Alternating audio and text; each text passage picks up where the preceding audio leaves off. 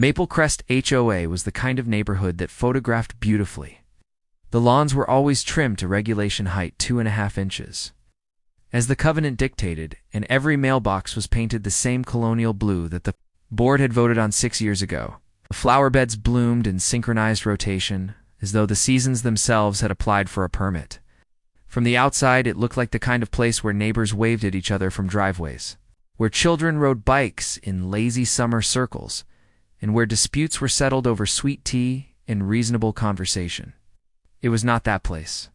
Beneath that glossy surface ran the invisible infrastructure of power and resentment that only people who have lived inside a homeowners association can truly understand.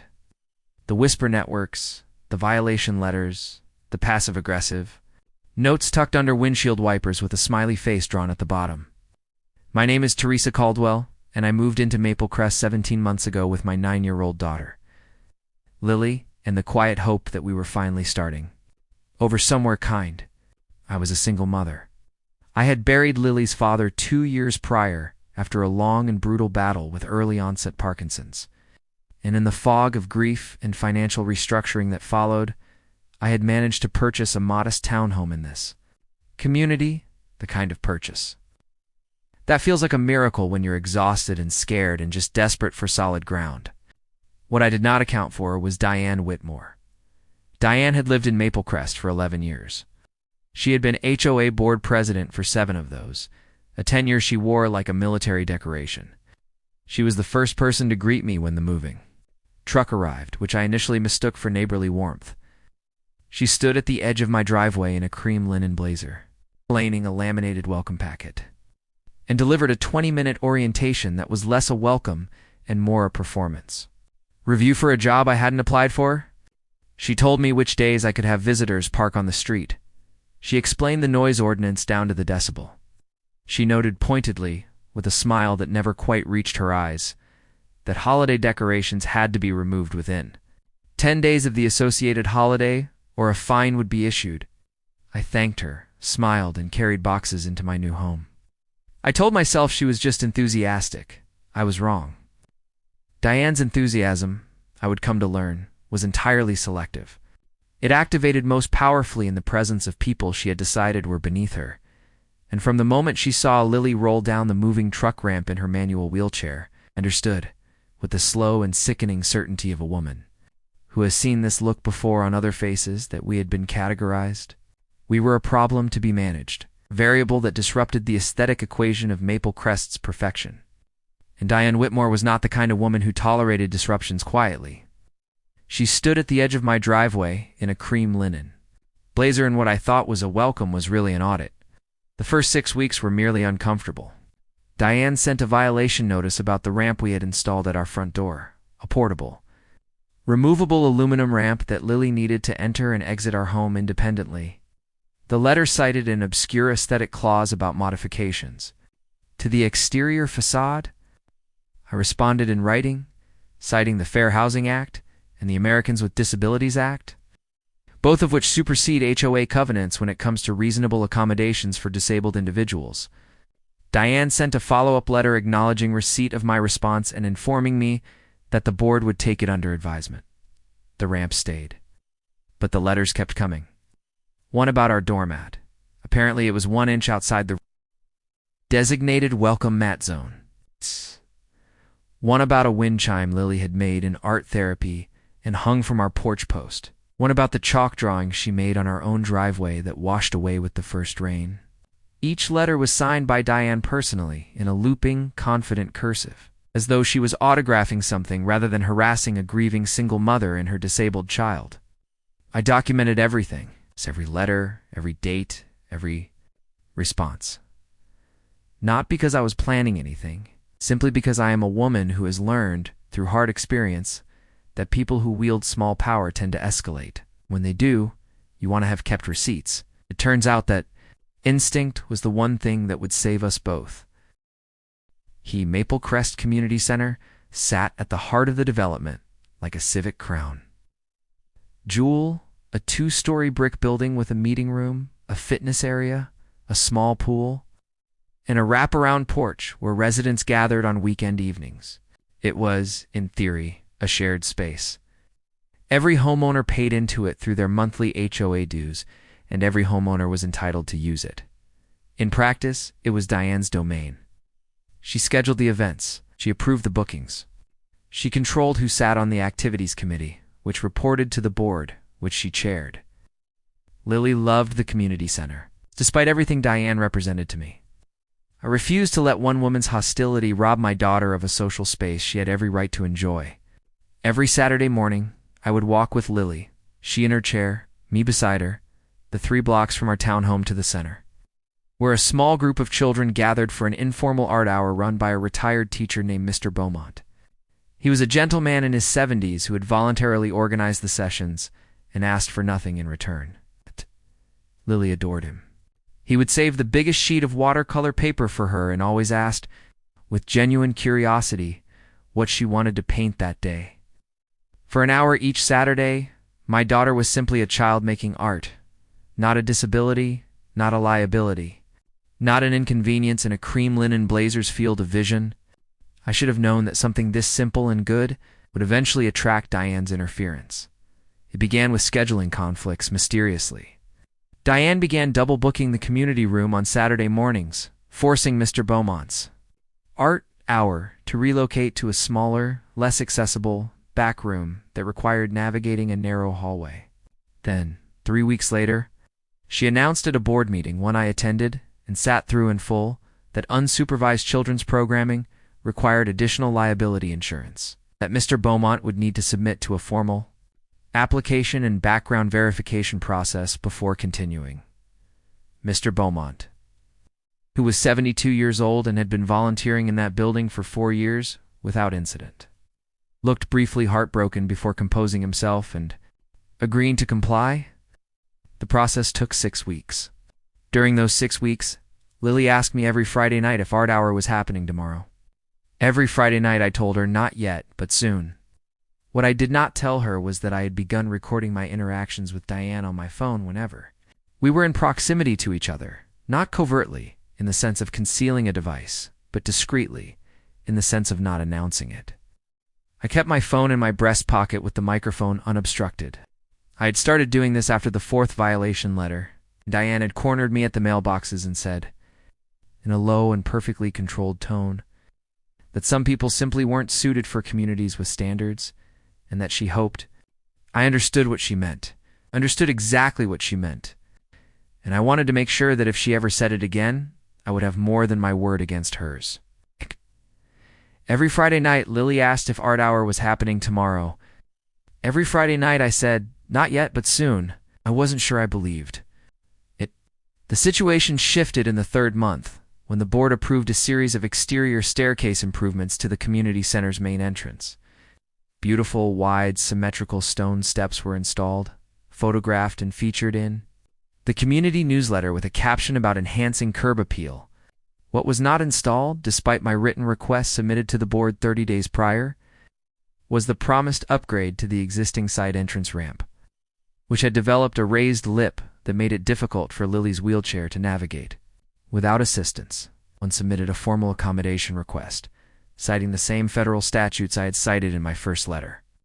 Diane responded on HOA letterhead, in her looping cursive, that the ramp was functional and that luxury. Upgrades to secondary entrances were not currently within budget priorities. I hired a disability rights attorney for a consultation. He looked at my documentation file and told me, quietly but clearly, that I had the makings of a compelling case. I told him I wasn't ready to file anything yet. I wanted to give the process one more chance. What I did not know, what none of us knew, was that the process was about to give way to something that no letter, no ordinance, and no covenant could contain or explain away. It was a Thursday afternoon in late October, the kind of day that smells like wood smoke and dying leaves, and feels like the year is exhaling. I had taken Lily to the community center for a board-approved adaptive swim session, one of the few programs Diane had not yet found a bureaucratic mechanism to obstruct, likely because it was run by a certified instructor with independent insurance and 2 members of the board on record as supporters. Lily loved the water. She had a buoyancy in the pool that she never had on land, a freedom of movement that her legs, which had been weakened since birth by a congenital spinal condition, could not give her anywhere else. She emerged from the session, pink-cheeked, and laughing, her wet hair plastered to her face. A towel around her shoulders settled back into her wheelchair by the instructor with practiced, gentle efficiency. I was waiting in the corridor just outside the pool room, scrolling through emails on my phone, when Lily wheeled herself into the hall and announced, with the authority of someone who had made an important executive decision, that she wanted to go out through the front entrance today because she wanted to look at the new stone steps. She had seen them in the newsletter. She thought they looked fancy, smiled and said, "Of course." We made our way toward the front of the building, Diane. Whitmore was standing at the top of those stone steps when we came through the interior lobby and pushed open the front door. She was speaking with another resident, a man I recognized from the pool committee, her back half turned to us, one hand gesturing expressively as she made some point about landscaping timelines. She heard the door and turned. The moment she saw us, her expression did something complicated, a flash of irritation that she tried to smooth into neutral before it fully formed. Lily, oblivious to the social calculus happening above her head, said brightly, "Hi, Ms. Diane, I like the new stairs," and began to wheel herself forward along the top landing to get a better look at them. What happened next lasted approximately 4 seconds. I have replayed it thousands of times since in the immediate hours after. In the deposition room, in the courthouse hallway, in the dark of my bedroom at 3 in the morning, Diane stepped toward Lily, not away from her, toward her, and with a motion that was too deliberate to be accidental and too fast to be purely intentional, she made contact with the back handle of Lily's wheelchair.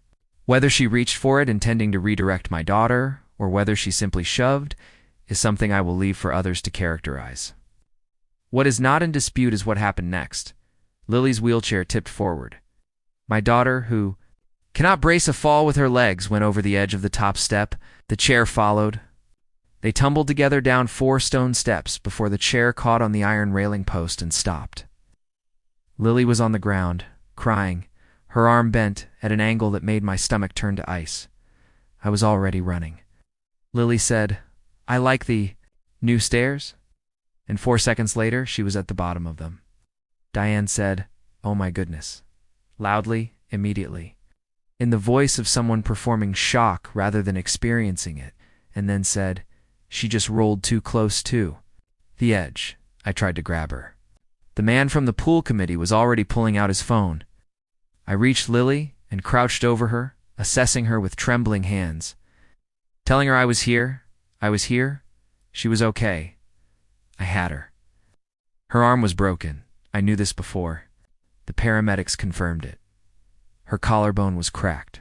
She had road burn along her right cheek from the stone. She was 9 years old, and she was lying at the bottom of the fancy new stairs she had wanted to see because she thought they looked nice, and she was trying very hard not to cry in the way that children do when they sense that their parents are barely holding together and don't want to make it worse. I did not look at Diane. I did not speak to Diane. I held my daughter's hand until the ambulance arrived. And in the hospital waiting room, while Lily was in X-ray, I sat in a plastic chair and opened the Photos app on my phone. Diane had turned and seen us come through that door. I had, out of pure muscle memory developed over months of documented harassment, pressed record. My phone had been in my breast pocket. The camera was facing outward. It had captured everything. Every single second of those 4 steps. The video was 47 seconds long. The first 23 seconds showed Lily and me pushing through the front door of the community center. Lily's cheerful announcement about the stairs and Diane turning to face us. The next 4 seconds contained everything. And the final 20 seconds showed me running, reaching Lily, and Diane standing at the top of the steps speaking, her mouth moving, her hands already beginning to sculpt the narrative. Ow.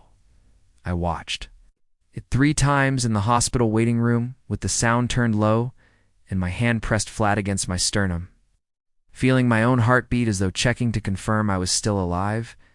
Then I forwarded it to the disability rights attorney I had consulted 2 months earlier and typed, "I think it's time." He called me within the hour. He had watched it twice. He said carefully and without hyperbole that the footage was unambiguous. Diane's hand contact with the wheelchair, her body position, the direction of force. The angle of the tip? None of it was consistent with an attempt to catch or stabilize a child who was drifting toward an edge. It was consistent with a push. He said we would file a civil complaint immediately and that he would be contacting the local police department to advise them to review the footage in the context of a potential criminal reckless endangerment charge. He also said, and this was the part that broke something open in me, that I had been keeping tightly sealed for 17 months. He said that the documentation I had assembled, every letter and date and response placed what had happened on those steps inside a clear and legally significant pattern of targeted harassment of a disabled minor. The story moved quickly once it began moving. The police reviewed the video and opened an investigation within 48 hours of my report. 2 other residents came forward unprompted, having heard through the neighborhood network that something had been recorded, and submitted written statements describing prior incidents in which Diane had spoken disparagingly about Lily in their presence. One neighbor, a woman named Priscilla, who lived 4 doors down and whom I had always liked but never known well, provided a written account of a conversation she had overhead at the pool last summer in which Diane had referred to Lily as that wheelchair thing, while complaining that the ramp accommodation was making the building look like a medical facility. Priscilla said she had been ashamed she hadn't reported it at the time. She was reporting it now. The HOA board, facing legal exposure that its liability insurer communicated in very direct terms, suspended Diane from her board president position within a week of the incident, pending the outcome of the investigations. Diane retained a private attorney who released a statement characterizing the incident as a tragic accident and expressing Diane's profound sympathy for Lily's injuries. My attorney responded to this characterization in court filings with the 47-second video and 700 pages of documented prior conduct. The discovery process revealed additional emails sent from Diane's HOA board account to other board members, in which she had discussed strategies for discouraging what she called high-maintenance residents from remaining in the community, with specific references to accessibility accommodation requests. My attorney told me those emails were, in his professional opinion, extraordinarily useful. 700 pages of documentation, 47 seconds of video. Together, they told the whole story, and it was impossible to unsee. The criminal case moved on its own timeline, as criminal cases do. Diane was ultimately charged with 1 count of reckless endangerment of a minor. The civil case, which included claims of disability discrimination under the Fair Housing Act, intentional infliction of emotional distress, and negligence, was settled before it reached trial. The terms of the settlement are confidential. What I can tell you is that Lily's medical expenses were covered in full, including the ongoing physical therapy she required for 6 months following the incident. I can also tell you that within 90 days of the settlement, the community center's side entrance ramp had been fully upgraded, that a new accessibility policy had been adopted by the board and reviewed by a disability rights organization, and that a formal anti-discrimination clause had been added to the HOA covenant in language that left no room for Diane Whitmore's particular brand of interpretation. Diane resigned from the board the day the settlement was signed. She sold her home 3 months later. I was not in the neighborhood when the moving truck came. I was at the community center watching Lily make watercolors with Mr. Beaumont, who had been reinstated months earlier. With a formal written apology from the board and a small ceremony that he accepted with more grace than any of them deserved, people ask me sometimes whether I feel victorious. They ask it with a particular quality of anticipation, so they expect me to describe standing in a courtroom with my fist raised, or delivering some decisive speech that reduced Diane Whitmore to tears, or experiencing the specific cinematic satisfaction of watching a bully finally face a consequence proportional to their cruelty. I understand the desire for that story. It is a clean story, has a shape that is easy to hold, but the truth of what I feel is more complicated and less dramatic, in the way that real healing tends to be less dramatic than the wound. What? I feel most mornings when I wake up is tired, the particular tiredness of a person who has spent 17 months in a state of low-grade alertness, documenting and filing and responding and bracing, the tiredness of a woman who has had to fight for her child's right to simply exist in a shared space without being treated as a problem to be solved. That tiredness does not evaporate with a settlement, recedes gradually, unevenly, the way floodwater does, leaving behind a residue that takes time to name. I also feel something I am going to call gratitude, though it is gratitude of a specific and unsentimental variety. I am grateful I trusted my instincts. I'm grateful that 17 months of quiet, unglamorous record-keeping, dates and letters and screenshots and a phone held in a breast pocket out of habit turned out to be the architecture of our protection. Lily is 10 now. She started the new school year in September with a cast that had been signed by 11 children and 3 adults, which she regarded as a social triumph despite the circumstances of its acquisition. To art hour on Saturdays. She still loves the pool.